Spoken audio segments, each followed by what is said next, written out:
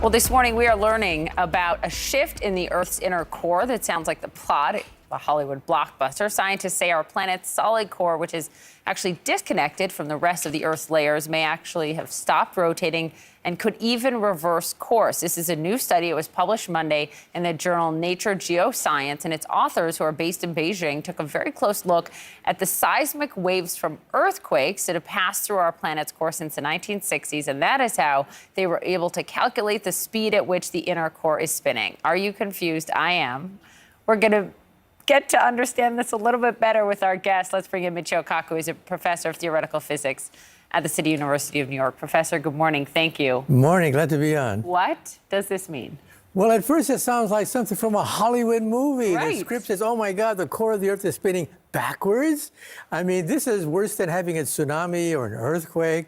The stability of what you walk on is at stake. Now, this report comes not from Hollywood. It comes from reputable scientists at Beijing University that analyze echoes. When an earthquake takes place, shock waves go reverberating around the inside of the Earth. And by analyzing these echoes with computers, you can recreate a model of the inside of the Earth. And sure enough, the core seems to be about to spin backwards. Okay, but I read that this happens every 70 years, so we don't need to be alarmed? That's right. The bad news is that we know very little about the core of the Earth, very little about what's underneath our feet. The good news is probably there's nothing to worry about, in the sense that roughly every 70 years or so, we're not sure, the center of the Earth does seem to go backwards. If this is the core, this is the crust of the Earth that we live on, yes. This is the core of the Earth, the core could move independently of the crust. That's the key. So the part we're on never moves in reverse. Yeah, so the core of the Earth sits in a pool of like molasses, and it's able to spin independently of the crust of the Earth.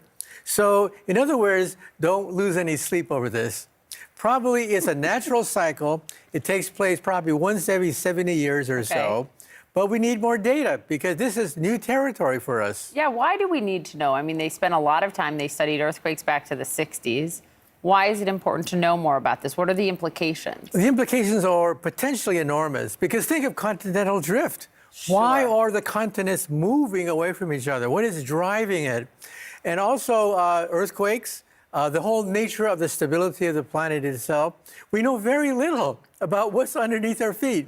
And that's why this information from echoes, computer analyzed, is very important because it tells us the future of the Earth. What questions, finally, Professor, does this leave you with? Well, it leaves me with the frustration that it's under our feet. It's just, you can almost touch it, but it is thousands of miles distant, and we really don't know that much about our home. We know more about other planets than we do about the center of the Earth. That's so interesting. Like Mars, for example, is probably frozen over, not much earthquake activity at all. So we know a fair amount about Mars. We know very little about the Earth because the Earth is dynamic. Things are moving and churning at the center of the Earth. That's why we have earthquakes. That's why we have continental drift and volcanoes. Yeah. Volcanoes, my son's favorite thing. He likes to make them with baking soda and vinegar in the kitchen these days. Thank you, Professor. I now understand it much better. We appreciate it.